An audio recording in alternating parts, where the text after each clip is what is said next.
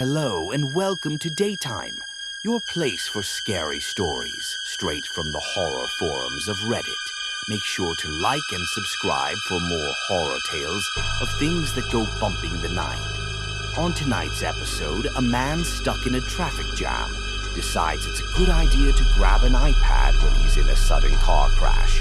So, always pay attention to the road, because the coma really changed me.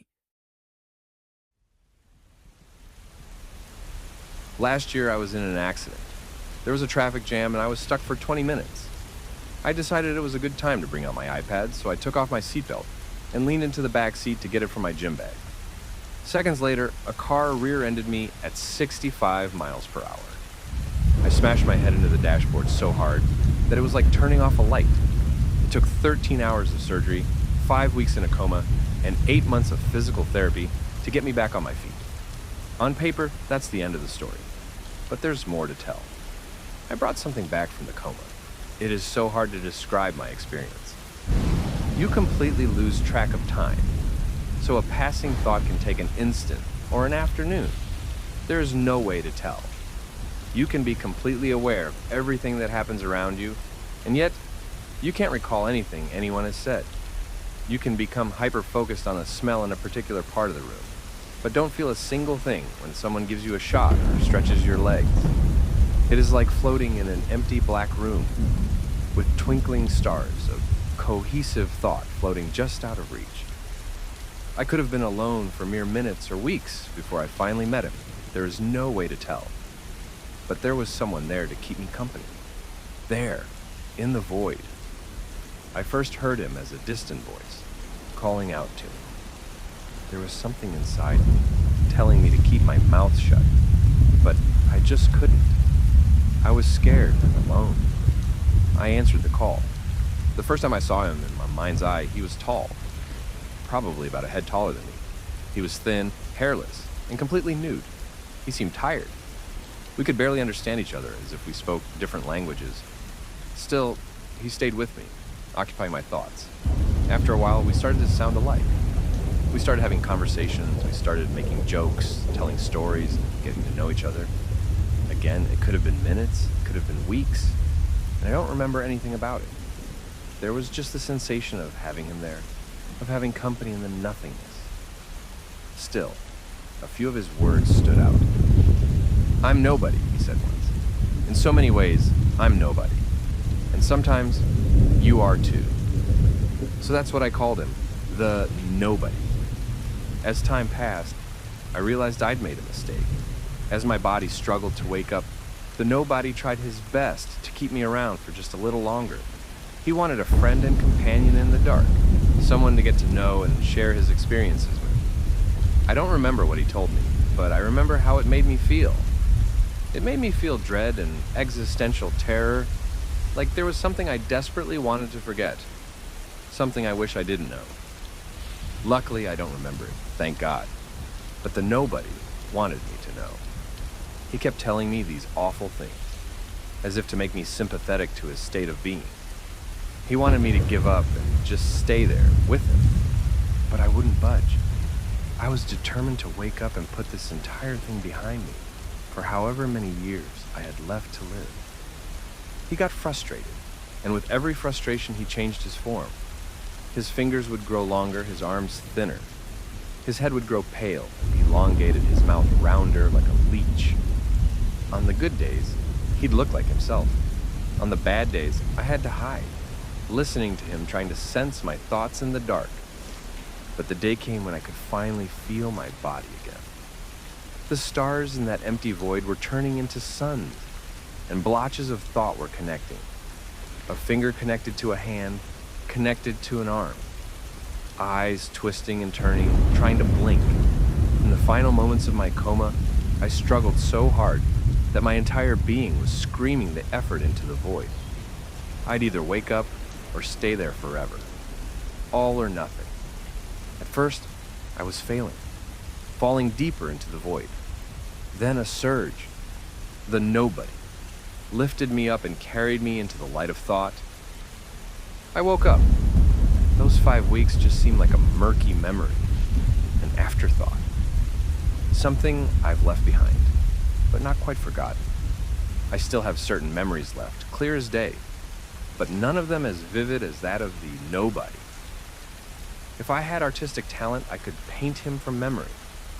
I could spot him in a crowd of 100 people. I could have heard a single word in a crowded room, and I'd recognize his voice. To me, he was at the front of my memory. Still is. During my physical therapy, I brought it up with my nurse. She didn't laugh at me, but didn't take it very seriously either. People have all kinds of experiences, she argued. Some come back speaking different languages or thinking they're someone else. To you, it was all real. But here in the real world, it is not. You are you, and there is no one else. Try to find comfort in that. Of course, I tried, but I couldn't. It started with sleepwalking. Not much and not far, but enough to make me worried. I live alone, and waking up standing in the middle of a cold shower is not something I'd ever recommend. Or waking up with your mouth full of olives, choking on a kernel. I just figured it was a result of my brain damage. I told my doctor about it, but they didn't pay too much attention. They were more worried about signs of fatigue and dizziness. Still, my memory of the nobody was so vivid, I could imagine myself seeing him. I often got the feeling that he was right behind me if I just turned around quick enough. I'd enter a dark room, knowing he was there, making me afraid to turn on the lights. I would stare at an empty space, knowing that he would appear if I wasn't vigilant enough. I expected him at every turn, at every corner. He was real, but I also knew that there was no way he could be. Then there was an incident. It wasn't bad, but it looked bad. I was at a coffee shop ordering a latte and a bun when I suddenly fainted. Bang, lights out. I don't have any memory of what happened, but people in the coffee shop had freaked out. The ambulance came, 2 people were propping my head up with their jackets. They checked my pulse and breathing, and I was fine. I was just, lights out. The tests were inconclusive. Sure, there were some inconsistencies, but none of them were out of the ordinary. I'd been in a coma for weeks and only just recently started my physical therapy. There was sure to be readings that were out of the ordinary. So I got back home with a fairly decent bill of health. There was only one thing that bothered me. They'd gotten my height wrong. I'm a solid 5'9", but according to the tests, I was at least 6 feet 1. I'd also lost no less than 12 pounds since my last checkup. At first I thought it was in my head. My fingers were starting to look longer. I was losing a bit of my complexion. I made excuses for all of it. I never go outside, I'd say. It's just the weight loss making me look taller. But it wasn't that simple. The next few nights proved that. The sleepwalking got worse. The final straw was waking up in front of the bathroom mirror with the words, "Nobody loves you," written in blood. I'd shaved my head and brushed my teeth so violently, my mouth tasted raw flesh. I wasn't even pale anymore, I was pallid. Of course, the nobody loves me. I was his only friend in that place between worlds. That hollow, dark place. Over the upcoming weeks, the changes would become more obvious. I'd grow another 2 inches and lose another 20 pounds. My hair didn't grow back, and I lost hair in other places as well. I was having trouble with my teeth, and I was getting these violent coughs. My rib cage was aching from the coughing, and I got a prescription for asthma medication. It didn't help. I barely recognized myself in the mirror anymore. I started to look like him. Sometimes I'd hear him, just as I fell asleep. That bump in the night had a voice, thanking me for bringing him along. In the next breath, he'd praise himself for saving me. "Nobody helped you," the voice would say. "Nobody got you here." 6 months into my physical therapy, I was barely recognizable. A thin membrane had grown in my throat, effectively separating my voice into 2 pipes. One light, one dark, which spoke simultaneously. The doctor had a fancy word for it, and we tried to schedule surgery for it, but my insurance wouldn't cover it. It was the kind of condition one does not simply get, but something you just have. Hence, I couldn't have gotten it as a result of the accident. It had to be pre-existing, even though it wasn't.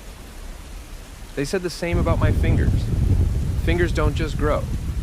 I could literally show the growth measure from day to day, but it didn't matter. My canines also grew longer. They'd poke a hole in my bottom lip at night. Not that I'd sleep much anyway. I was always tired. I'd dread going to sleep, so I started relying on sleeping pills. At best, I'd have a dreamless night that lasted 4 hours or less. At worst, I'd be twisting and turning in a cold sweat for 14 hours straight. Night and day float together when you live that kind of life. And sometimes, he'd come visit me, the nobody. I'd feel his presence lying there next to me, sometimes thanking me, sometimes praising himself. Except now, we had the same voice, the same double-piped voice, making us sound like two people speaking at once in a gruesome vibrato. Twin. One night, as I brushed my teeth, I saw him in the mirror. I could feel my face twisting and turning at his whim. We were having a conversation, wide awake, through my body. He smiling at me, through a face I barely recognized as my own. "I'll stop," he made me say. "I want you to be comfortable." "Leave me alone," I'd say in a different tone. "Just leave me." "No," I laughed. "We're out. We're free. Just listen to me, and it will all be fine." It was the second time I should have ignored him. The second time he called out to me. But I was too tired. I listened. At first, his demands seemed reasonable. He had different dietary restrictions, different things he liked. As long as I kept him happy, he allowed me to sleep, and my changes didn't progress. My canines even shrunk a bit. It was small things like drinking milk instead of water, eating ham instead of cheese, going to bed at the break of dawn instead of sunset. Little things, but they added up fast. Soon, he didn't even have to ask me to do it. I'd just do it. Then it got worse. He'd want me to take long midnight walks, to stay inside during the day, to turn off the lights and put bed covers over the windows, to eat a raw chicken breast, to eat charcoal, to eat cockroaches, flies and worms, to sleep in an ice-filled tub curled up in a ball. Step by step, I did it all. I barely even noticed the changes. I was growing isolated from friends and family who barely recognized me. I'd grown a third windpipe, and there'd be bones poking out from the side of my ribcage. My yawns would reveal a mouth twice the size of what I used to have. I tried going back to the doctor, but I heard the nobody scream in the back of my head. I'd just gotten off the bus when I stopped. "I'll bite your tongue off. I'll chew it. Swallow it. You'll taste your own stomach acid if you don't turn back home." I listened. I tried not to, but I did. I'm writing this because I don't know where this will end. My physical therapy came to an abrupt end. I can't go back to work. I can't go to my family. He doesn't allow it. Instead, he's giving me strange instructions. Addresses I've never been to. Names of people I've never met. He's having me read articles about distant places, about events that happen to other people. Not even big news or anything, just very specific things. An apartment fire in Minnesota, for example. Who cares? And that's the weirdest thing. I care. I really honestly care. I'm excited to do these things, to adapt. I feel stronger and more connected to myself with every submission. I like the taste of the things I eat. I sleep better in the places he makes me stay. And yet, I know that isn't me. Not the real me. This, right here. This is the real me. These words might be the last part of what it means to actually be me. I don't want to lose myself completely, but I know better than to torture myself against an inevitable conclusion. The nobody whispered truths about what we are and what we mean for weeks. He told me the way things really are and what it means to be human. And honestly, I'm not a fan. Hello and welcome to Daytime, your place for scary stories, straight from the horror forums of Reddit. Make sure to like and subscribe for more horror tales of things that go bumping the night. On tonight's episode, a man in a relationship with his soon-to-be fiancée finds himself bewildered after he wakes up to her vanished. So don't get a copyright strike, because you can't say that on YouTube. I've been living with Marielle for 4 years. To say she is my girlfriend is not enough. We're on the edge of getting engaged and making it official, but the pandemic put a pin in our plans. We found lots of new things to do in that time. We agreed early on to get our own hobbies, so we wouldn't go crazy being in each other's faces all the time during lockdown. I started taking online keyboard lessons and drawing, while she got back to her childhood love, online gaming. We both started a diary just to physically see what we're doing from day to day, and to remind us that we're progressing. Marielle became part of a raiding guild in a large online MMO. She's a natural organizer and second in command to the guild leader, called Password. They all have these ridiculous usernames, and hearing her talk to them over Discord sounds like a cheap spy movie. There's Password, Killer, Alder, and a whole bunch of others. My girlfriend calls herself Empty. She says it's a reference to her carefree nature, that she is empty of worry. Yesterday I woke up to find her gone. She took the car, every dollar of our joint account, and a bag of clothes. I didn't hear the car as it left the driveway. She's been acting weird and keeping more to herself than usual. She's been having trouble with her phone and computer, but most of the time we've spent together, she's been her usual loving self. I had no idea. She left an open document on her computer, and I want to see if anyone can make sense of this. It is an excerpt of her diary. Marielle, if you're reading this, please come back. 2019 CDT GMT -5. April 6th, 2021. First off, do not say the cited phrase on video. I'll mark it in cursive. If you do, it'll be replaced with the same video that mine was. It is a rule. I was uploading the in-game footage from our monthly guild meeting when something strange happened. The video was immediately taken down. I got a notice about a part of my video containing copyrighted footage, and the entire video was claimed. I first thought it was a bot, as the claimant was just a long series of letters and numbers, seemingly random. PA01AL, ALKIOS04, MA08. There was a part of my video that had been marked containing the copyrighted footage, and I just laughed when I saw it. It is a short segment where Password is recounting the guild member who contributed to the monthly donation box in March. It goes, Password 01, Alder, Killer, Austin, 04, Markdown, 08. This meant Password gave $10. Alder gave $40 twice. Killer and Austin gave $40 each. Markdown gave $80 in one sum at the end of the month. I can't stress this enough. You shouldn't say those words on YouTube. And the first thing I noticed about this claim was the claimant itself. The name is basically code for what Password read aloud in the video. PA01, meaning Password 01, for example. Take a second look at it. The other thing I noticed was that the video was taken down, but there's no way to dispute the claim. There's nothing but a big blue submit button. I just pressed it. Maybe I shouldn't have. Instantly, the video turned unlisted, and the part where Password is reading was replaced with a weird video clip. I'll link it. It is this odd inverted black-white clip of some kind of black background with a hint of cables. It is a mess. The text unauthorized in a series of numbers and letters run in the top of the corner. There's a monotone sound blaring. In the middle of the video, it jump cuts to a face holding up a finger to its lips, as if shushing the viewer. The figure has part of a face, part of a torso, and a hand. That's all. We can't see any eyes, cheeks, hair, nothing. Anonymous. The clip plays, and then the video resumes. I showed it to my guildmates, and they had no idea what was going on. I'm looking into this in the morning. We've got a raid tonight. 0821 CDT GMT -5 April 7th, 2021. The numbers and letters correspond with the username of the claimant, which in turn is short for the phrase we accidentally said in the video. I think it might be some sort of key phrase embedded into the content ID system. 8 seconds, 15 hundredths. The original clip was just past 9 seconds, so there is a difference. It recognizes the phrase takes your video down and replaces your clip with something that censors the code if you submit. It seems fine in writing though. Maybe it changes if I upload it somewhere a content recognition software is running.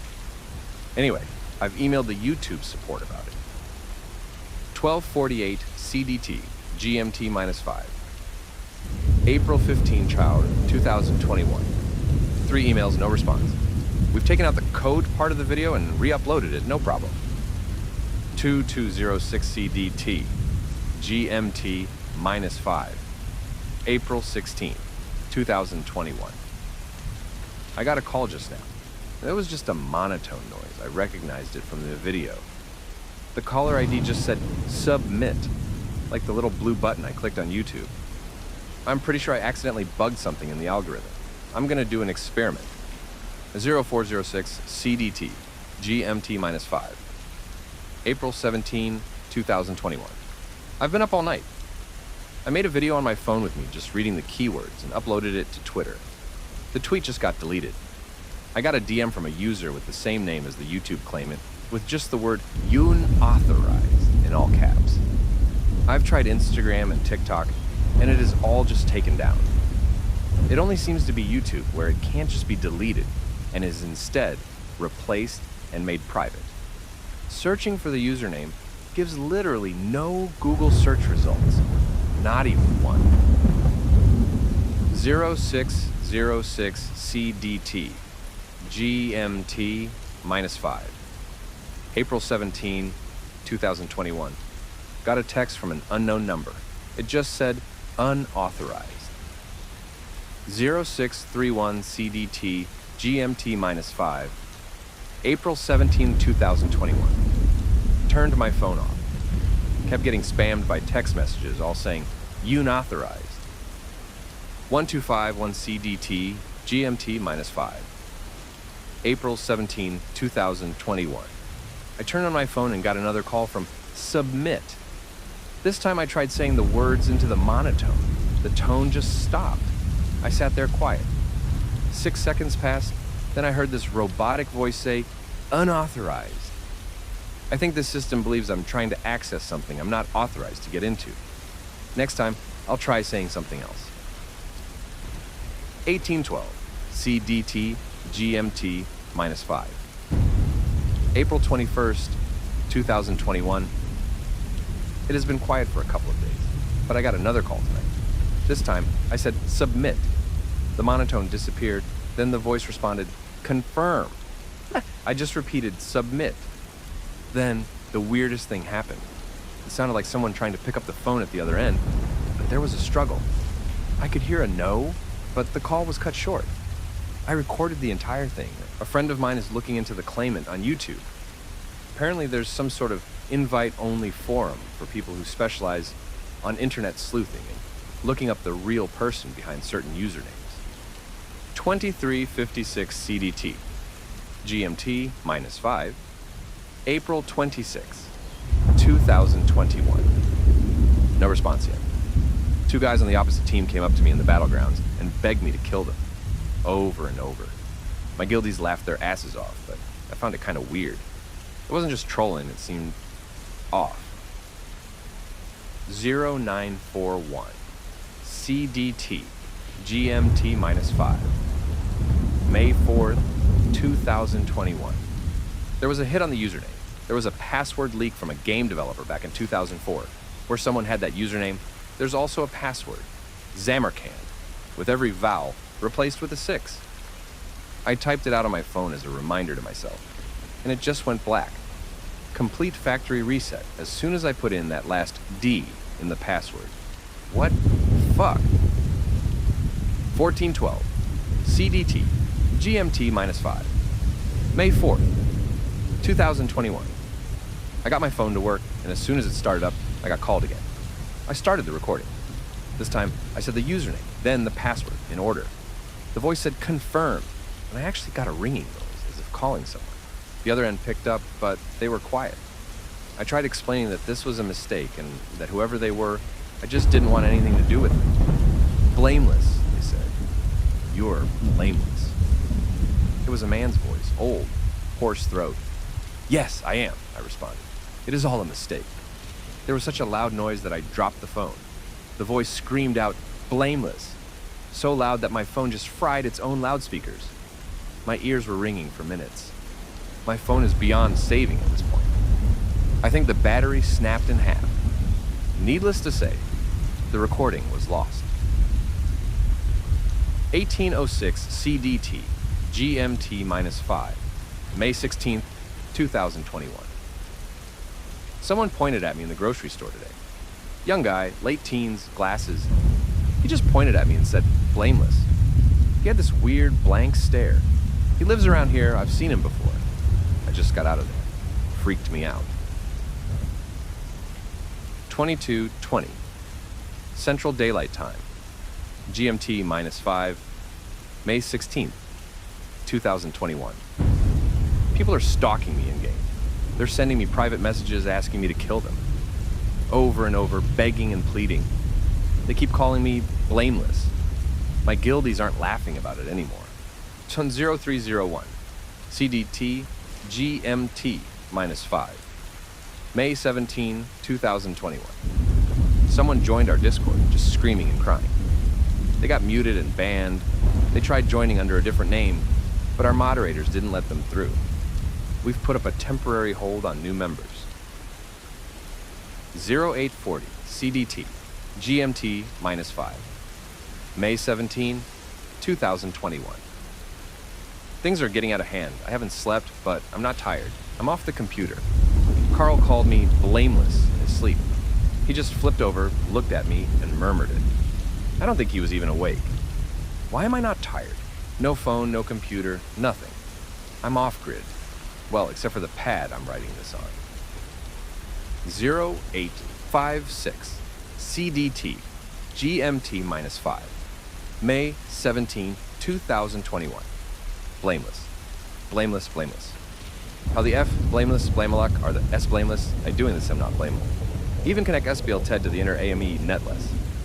1201 CDT, GMT minus 5, May 26, 2021. I'm on Carl's computer. It is Wednesday. I don't sleep anymore. I don't get tired. Awake for 9 days. Blameless is not something you're, it is like a title. They follow the title, not the person. Carl keeps saying blameless in his sleep. Someone left a gun on the hood of my car. I thought about calling the police, but I just left it on the sidewalk. I took a walk in the woods behind the house today, and someone was screaming off the path. They were screaming that I had to kill them. I heard running. There were 3 of them. I got away. I hid in the bushes while they were crying. Submit was not just a button. It is a choice you do. I was an idiot who chose to submit. I am blameless now. 0541, CDT, GMT minus 5, JUNE 06, 2021. I killed for the first time today, and it made the rest shut up for a while. They kind of forced me, but not really.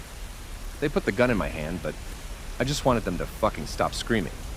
It was the sweet release, and my ears stopped ringing. I even got a bit tired. I might sleep tonight. My stomach churned. I wanted to eat them. Just delete and remove everything about them. They chose to submit too, but they are not the blameless.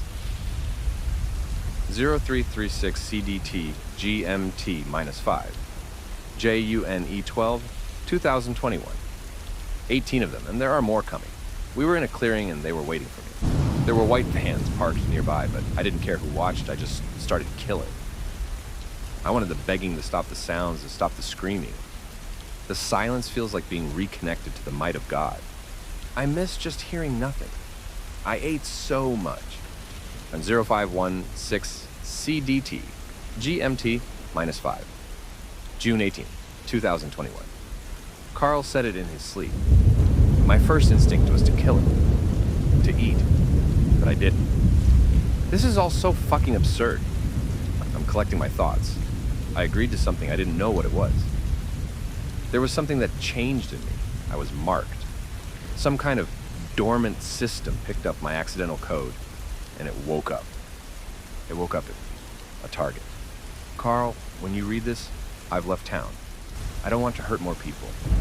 I'm going into the woods where most can't find me. I don't know what other changes there will be. I barely eat, I don't sleep. My skin is losing color, and there are these blotches in my throat that make me sound weird. Hoarse throat. I just keep waiting to hear someone ask me to kill them. It's like a phantom voice, just out of reach. They just trigger something in me, and I go into this this rage. Just thinking about it makes me so fucking mad. I keep getting these thoughts that aren't mine. A spot in the ocean. A woman on the edge of a cove holding my hand to the braying sound of desperate worshipers. Black rain rising from the earth, daintily falling back into the clouds. Lightning frozen in the sky like bursting veins. Breathing boils of flesh and tendons willingly given. I'm not in love with you anymore, Carl. I love the cove and the hatchet man. I love me. I'm blameless. I have to leave to save you. I don't even want to anymore, but I've already committed to doing so. If I were to change my mind now, I'd do terrible things to you, but I've already decided. I've already promised myself I wouldn't change my mind, no matter what. Even if it would mean you staying with me forever. Even if it would mean you standing by my side at the edge of the cove. Love eternal. Even if it meant us submitting. I won't do it. I'll leave you to a tragic life not knowing what God means. Because I promised myself I would, and I'm so fucking sorry. I want you to find me. I want you to submit. I also know I do not want to want this. But I do. Please don't. The document had about 180 pages after this, just filled with the word blameless, repeated over and over. I've tried cleaning it up so I could post it, but some of what she's saying is just complete nonsense. I don't believe in internet voodoo, and I don't know what the online community knows. I think she got involved with something. I've tried talking to her guildmates, but they haven't heard anything from her for over a month. She has no history of mental illness in her family. We've called the police and we're tracking the car, but so far we've got nothing. I've tried doing what she mentioned, to upload a video of the key phrase. The same thing still happens, it gets replaced with the clip she linked. That's a thing, and I've submitted it to the police. They have no idea what to make of it, but they believe it might be some kind of cult. I don't even know what to think anymore, what to feel. I miss her so much. And to think she's been through something so huge on her own just churns my stomach. Why wouldn't she tell me? Marielle is not a bad person. She doesn't do what this text says she does. She doesn't believe in ghosts and goblins. She's a gardener, not a murderer. Her phone cover has a smiling blue sunflower on it. If you're reading this, please come back. Please seek... Hello and welcome to Daytime, your place for scary stories, straight from the horror forums of Reddit. Make sure to like and subscribe for more horror tales of things that go bumping the night. On tonight's episode, a man who recently purchased a house discovers that it has a frog problem. So, even though we're on a budget, we should have bought the damn frogs.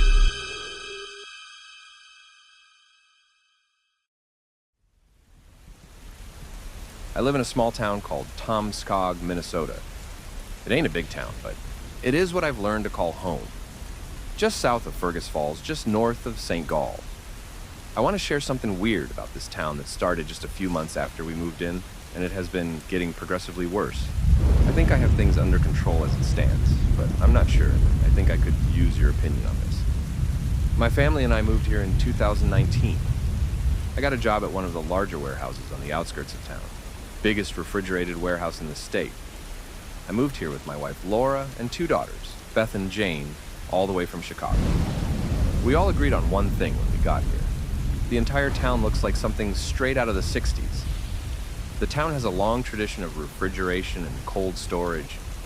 Back in the 60s, the town produced a large portion of the milk canisters used by traveling milkmen. You know, the kind you've seen in the movies. People who would deliver cold milk in the morning straight to the door. That milk came transported in O'Sullivan's canisters in bright orange and purple letters. They still use the same font, and those milk canisters can be seen all around town. It is a point of pride, but those days are long gone. There are no milkmen left in Tomskog, but there are a few places that still use that aesthetic as a theme. There's Butterman's Biscuits on Main Street, along with the Rosemary's Dairy, an ice cream stall in the mall. Those places always have someone dressed up as a milkman. The high school also has a milkman-themed mascot, sort of a cowman minotaur thing with a creepy smile. Beth isn't a fan. We had been here for about 6 months when we got a knock on the door. We weren't expecting company, and by then we were fairly settled in. We'd had our share of neighbors coming by already. That time was over. Laura called me over as she opened the door. I was shocked to see a young man, no older than 17, dressed up in that classic all-white milkman outfit. He waved a clipboard at us with a big smile. "Mr. and Mrs. Hives," he smiled. "I'm Tom, from O'Sullivan's. Great to meet you." "Nice to meet you, Tom," chuckled my wife, giving me a side-eye. "That's a great uniform." "Just great," I agreed. "You're too kind. I'm just here to see if you're interested to sign up for any of our weekly deliveries. I'm sorry we didn't get to you sooner, but there have been all kinds of holdups on the factory floor." "I don't, said Laura, looking at me. "I don't think anything comes to mind," I butted in. "Not at the top of my head."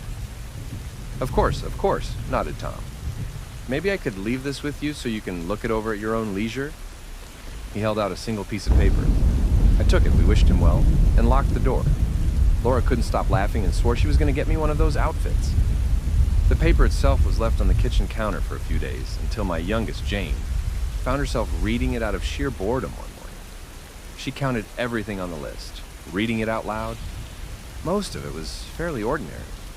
You could have eggs delivered, butter, or a few select flavors of ice cream, mostly Ben & Jerry's.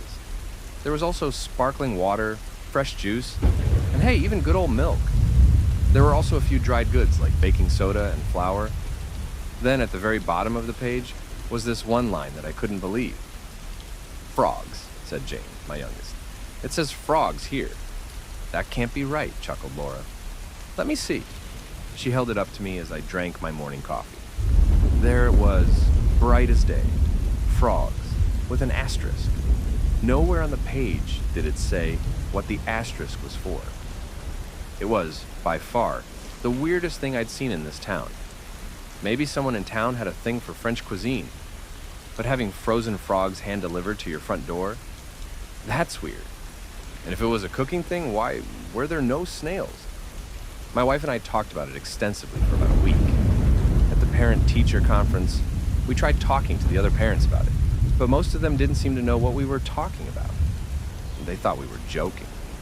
Some of them had O'Sullivan's regular deliveries, but most were just once a month, and only for some of the cooking basics. Apparently their fresh cream was to die for. I called up the O'Sullivans the following Monday. It only took a single ring before someone answered. Not a machine either, a real person. We exchanged pleasantries and I explained that I'd gotten a sign-up sheet from Tom, and they were delighted to have me call back. It was all very pleasant until I brought up the frogs and the asterisk. "Oh, you got one of the houses out by the lake?" "Not really by the lake, more in the vicinity of it." "That's why it is there, just in case you need some frogs, unless you have your own." "Why would I need frogs? Could you please explain in clear terms why?" "Sir, I'm sorry, but I need you to lower your voice." I'm not proud to say I didn't. The conversation turned sour, and I was close to flinging my phone across the room. Laura calmed me down. She told me she'd talked to the realtor about it, and they'd assured me that while there was a lake nearby, there were no reports of troublesome frogs in the area. For all intents and purposes, it all seemed like a mistake. As autumn turned to winter, we forgot about the whole thing. It wasn't until spring that we got another visit from Tom, and this time we weren't home. He left another sign-up sheet on our front door, and I tore it to shreds. Laura thought I was overreacting. Tomskog is beautiful in the winter, but the snow can be a real problem. A lot of the driveways go slightly uphill, so even a tiny bit of ice can keep you from getting to work on time. You might think people don't need as much refrigeration in the winter, but you'd be wrong. Sure, you might not want ice cream delivered to your front door, but there are still goods that needs to be transported across the country, especially during the holidays. I was working overtime most of December and didn't even give myself the time to worry about the delivery boy from O'Sullivan's. I was too busy with everyday life, getting the kids to school, pushing my car out of the driveway, getting a babysitter once every other week for a night out. The usual. But winter turns to spring and things changed. I was getting water for my morning coffee when I noticed the pipes rumbling. It sounded like a blockage. As I was about to smack it, something came flying out of the pipe. Something small and black, straight into the garbage disposal. The water flowed just fine afterwards, but I couldn't help but worry. I figured the pipes were just old. Of course, it wasn't that simple.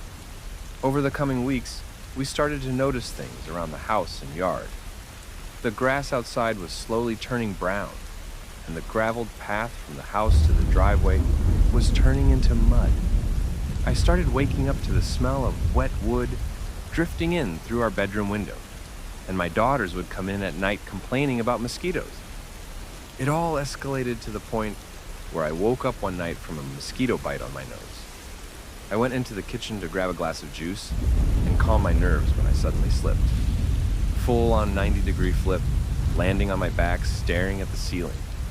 I checked my foot, only to see it covered in blood. I'd stepped on a frog. I'd squished it and flung the remains straight across the floor like a banana peel. The thing still twitched as my wife threw it out. I had to shower for a solid 40 minutes before I felt even remotely clean again. Over the following days, it just got worse. I would awaken in the middle of the night by the sound of croaking. It was always somewhere nearby. I could hear something wet slapping against our wooden floors.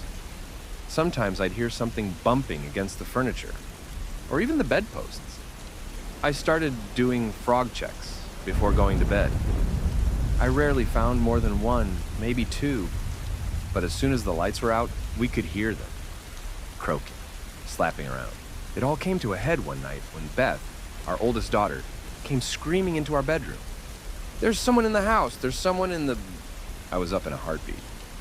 Laura got the phone and started calling the police. Jane crawled into bed as I loaded up my Beretta. "Jane!" I yelled. "Jane, get in here!" There was no response.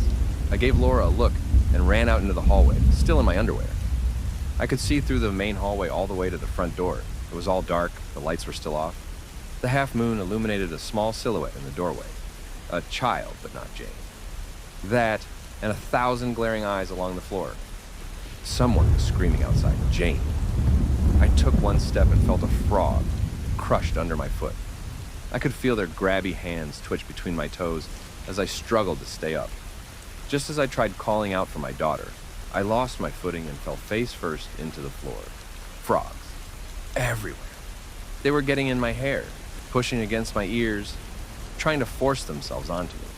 They pushed against my lips, my nose, my eyes, biting with toothless mouths. I got back up and threw them off of me, only to see that the silhouette in the doorway was gone. I wiped the frog gunk off of my face and ran outside, squishing frogs with every step. I could feel them nipping at my leg hairs. It was freezing outside, and the mud was deeper than usual. The croaking outside was deafening. Small, tiny croaks. Big, bawling croaks. Croaks that seemed to stretch on forever, like screams. Out of the cacophony of sounds, I managed to pinpoint my daughter. Gun in hand, I ran straight into the woods. By now, my heart was pounding so loud that I couldn't even hear the croaking. I had only walked that same trail a few times prior. I knew where it was leading me. I should have known. I ran for at least 10 minutes, using only moonlight to guide me. I screamed myself hoarse, trying to find Jane, and every now and then I could hear her in the distance. I would trip on branches, step on sharp rocks, tear myself open against pine and birch, but I would just keep going. I pushed myself so hard I didn't even notice my hand cramping against the trigger of the gun. Luckily, the safety was on. The lake is usually a calming sight. A small freshwater lake, perfect for fishing, with a big rock in the center. You can usually tie up your boat there and take a dip in the summer. I'd done so a few times before with the girls, but the lake was teeming with frogs. The forest was booming with croaking, and I couldn't see Jane anywhere. Suddenly, something breached the surface of the lake. I heard a loud, gargling scream, and I knew it was her. I ran as fast as I could, diving headfirst into the water. The moonlight reflected against a handful of tiny eyes under the surface, tiny legs kicking to get close to me. The water was dense with mud and debris, and I couldn't see further than a couple of feet. I reached for air and got back down. I was halfway across the lake when I could finally see something just below the surface. In the moonlight, it looked like a jellyfish, but I knew better. That was Jane's pajamas. The rest is a bit of a blur. I dove and somehow got a hold of her. As I was pulling her to the surface, I could see something large looking up at me from the bottom. Eyes the size of headlights, holding Jane's entire leg in its mouth. It was gentle, almost surprised to see me. As soon as I tugged her loose, it retreated to the bottom of the lake, those large eyes turning black as the light retreated. I dragged Jane up to the rock in the middle of the lake. She wasn't breathing. I performed CPR, screaming for help. I was panicking so bad that I couldn't keep count. I kept shouting, screaming, crying, begging, but in the end it was just her and me. As she finally coughed up a lungful of lake water, along with a tadpole, I held her close. All around the lake I could see little silhouettes staring at us. Short, hazy shadows, the size of children. They were croaking. We didn't tell the entire story to the police. There was no way they would have believed us. Instead, they figured it had been a case of night fright and that Jane had gotten lost in the woods. We just let them believe what they wanted. We called Tom from O'Sullivan's back. He came the very next day, all dressed up in white. We asked if he would recommend us ordering the frogs. Once is enough, he smiled. Most of the old folks who live by the lake knows to keep a frog or two in the house. How come, I asked. If there are already frogs in the house, there's no need for any more frogs to come in. He nodded, tapping his forehead. So they stay away.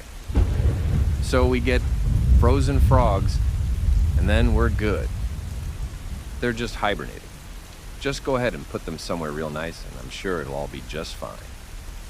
I signed us up for a single delivery of 4 frogs. Tom seemed pleased. As he was about to leave, I stopped him. I gotta ask, are we the only ones in town who need this? Tom looked past me, locking eyes with my youngest daughter. For a few more years, Mr. Hives, unless you want to take your chances. We got 4 frogs delivered.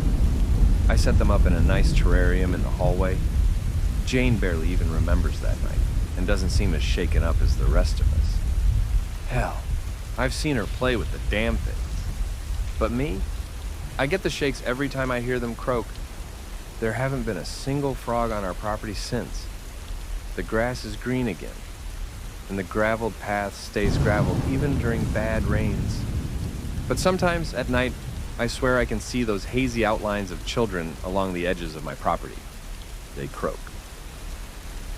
Hello and welcome to Daytime, your place for scary stories straight from the horror forums of Reddit.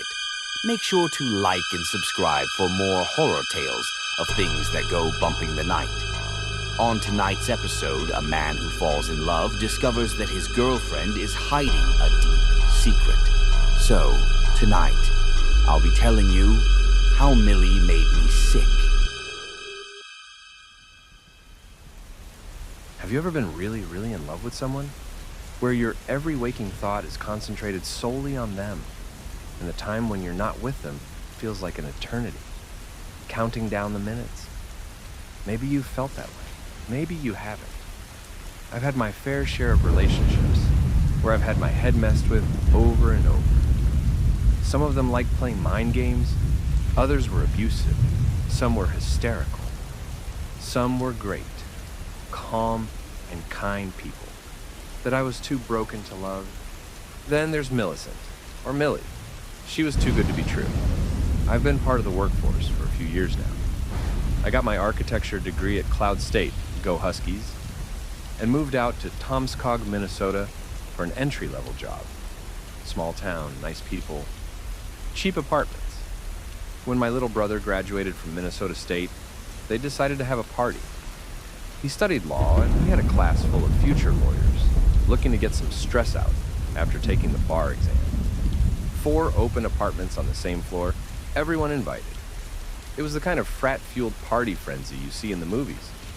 I can't believe some of the people I met there were aiming for positions of power. I met a guy there who swore he was going to be on the Supreme Court. He did a keg stand 10 minutes later. Legend. That's where I first met Millie. If I'm a solid 6, she would have been an 11. It was hard not to gawk. She had short blonde hair, a Cannibal Corpse t-shirt, and the kind of jeans that you just throw on to get out of the house. She could have been wearing a plastic bag for all I cared. Her almond-shaped face was so unique. She was absolutely gorgeous, with a deceivingly large smile. No piercings, not even earrings, no makeup. She made her way through the room, seemingly knowing everyone.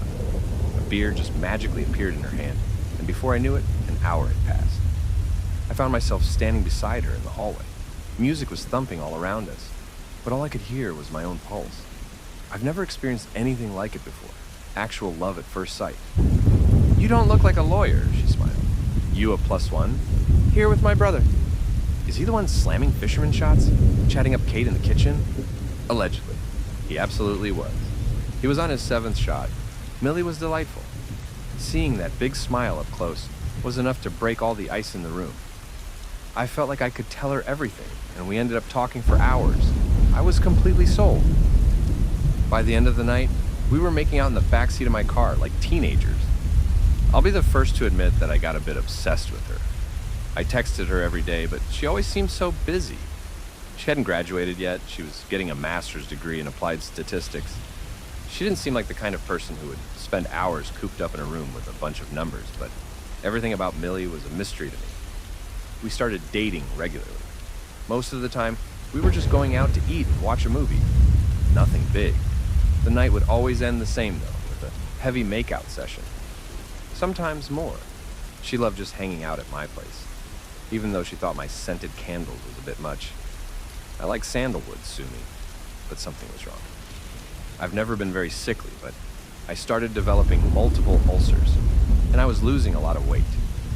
I've always had a bit of a frail physique, so losing more weight was dangerous. I could barely make it out of bed some days, and I remember once just sitting with a plate of spaghetti in front of me and trying to force myself to eat. It was too painful. I used to love pasta, but at that moment, it looked like I'd opened a can of worms. Of course, when I told Millie about it, she would always come right over. She took care of me for days at a time. Helped me cook, clean, make the bed, pretty much everything. She used to bring over this delicious yogurt that made me feel like an actual human for a while. We'd cuddle up and watch Friends for hours on end. And of course, plenty of making out. That goes without saying. But things just got worse. It got to the point where I had to be hospitalized and put on intravenous drip, as my body seemed unable to keep food down. My parents drove up to see me. All I could think about was Millie and how worried she'd be. Oddly enough, she didn't come see me despite me texting her about it. The doctor talked about a serious vitamin B deficiency. I was given plenty of pills and a strict dietary regimen. I'd be back on my feet and ready to get back to work in a couple of days, he promised. He also told me I had to stop smoking or I'd develop a serious emphysema. When I told him I didn't smoke, he just shook his head in disbelief. I was given some prescription painkillers. The day I was let out of the hospital, I met Millie in the parking lot. She seemed surprised that my brother was there with me, and the two of them met for the first time. It was an awkward meeting on both sides. No more than a, "Hey." That was it. Later that night, I called him about it. Millie had gone home for the night, but she promised she'd be back after class the following day. My brother hadn't seen us together before, so I figured he was just surprised. "I'm happy for you," he said, "but she's bad news." "You're just jealous," I laughed. "No, I mean, she has a reputation." "Come on. I'm telling you, she's weird. She only dates sick guys." Apparently she had dated 3 guys who were all very sick. 2 of them had to move out of state for special treatment. The third moved back in with his parents for long-term care. The next time Millie came back to my place, we ended up making out in the bedroom. I couldn't shake the idea that she was dating me for a reason. I noticed I was having a hard time opening my eyes or pushing her away. I was so occupied with those loving little kisses. Finally, I forced myself away to get a good look at her. I kind of wish I hadn't. We stopped kissing suddenly and I opened my eyes. There was something wrong with her. Her eyes seemed larger and her pupils were so dilated that her eyes looked black. There was an odd shape to them similar to that of a frog. It was as if she was looking straight through me. Her mouth was round, leech-like, framed by her stretched, pillowy lips. Her teeth were longer and serrated. Her neck seemed elongated to the length of my forearm. We weren't actually tenderly kissing. She was holding me down. She had wrapped her legs around me like a tick and dug her spiky fingers into my back. A thin stretch of black smoke rose from her nose. It dawned on me. We had never just kissed or made out. She'd done this to me 100 times. She would lull me into this hypnotic state and then just suck the life out of me like a leech. She would blow white smoke into my lungs, and then inhale black smoke back into herself. We would lie there, her breathing through my body for hours. I wouldn't remember anything but a pleasant night with a pretty girl, as my body was flooded with hormones and adrenaline, drained of whatever she needed from me. The painkillers must have made it easier for me to wake up. I had woken up like this before briefly, and every time she would just clamp down and make me forget again. Millie was inches away from my face. She held me down, but I managed to free my arm. I pushed my hand against her face. She shrieked. Not a scream, but a weird shriek. She was inhaling air through what sounded like 3 different windpipes, making a flute-like reverse yell. I was coughing up black smoke, and she tried to suckle up every puff. I managed to roll over, but she clung to me like a backpack. I felt that round mouth trying to attach to me, but I was moving too much. She was surprisingly light, but far stronger than me. I could feel her arms and legs around me clinging. She had 4 other limbs. Long, bone-like appendages, shiny from some kind of grease. She lifted us off of the floor, her arms and legs holding me like a cocoon. The round mouth got a hold of my neck, and for a split second, we were back on the bed, making out. Tender kisses and sweet whispers. And dash. But we weren't. I was being flooded with hormones, my head dipping in and out of consciousness. As I coughed up the final puff of black smoke, I felt my mind clearing. With my free arm, I grabbed the candle lighter on my nightstand. Maybe she didn't actually care about the scented candles so much as the lighter. I twisted my arm in a weird angle and turned on the lighter. I set her signature Cannibal Corpse t-shirt on fire. She let go and fumbled away. She tore off her shirt, and I could finally see her for what she really looked like. This wasn't the girl I'd seen at the party. Her face was longer and smoother. Her midriff was thin, stretchy, and ribbed like an earthworm. Her entire body vibrated with every shallow breath. 6 eyes in the middle of her torso, 2 columns of 3. They all blinked and moved independently. There were veins where they shouldn't be. Oddly shaped appendages, translucent skin. She was spasming, scrambling to look human. I had a few seconds before she regained her composure. I just kept lighting things on fire. The bed, the drapes, the carpet. With every lick of flame, she'd just shriek more. "I want you back!" her head cried. 3 windpipes, no longer trying to emulate the sound of a unified voice. "I'll be careful. You won't remember." My heart was pounding so hard I could barely hear her. The smoke alarm went off. Millie didn't even stand on her legs anymore. She folded her arms and legs into herself. Her head leaned back into her neck, fitting perfectly into an unnatural angle. A ball of Millie, held up by sticky bones coming out of her sides. The sounds were coming from her hollow neck. "I want to watch Friends," she cried, every vowel vibrating. "I want a snack. I want to cuddle." In a last-ditch effort to get to me, she forced herself through the fire. I locked myself in the bathroom. I'd rather die from smoke inhalation than from whatever she turned out to be. She kept pounding the door. A smatter of splats and thuds, but the door didn't budge. The fire alarm was going crazy, and soon the pounding stopped. She was gone. This was a few years ago, but I still can't kiss anyone with my eyes closed. I have nightmares about that black smoke filling up my body, then getting sucked out. It was like someone giving me mouth to mouth. Their air blowing out of my nose. That face breathing through me, like an extension of their lungs.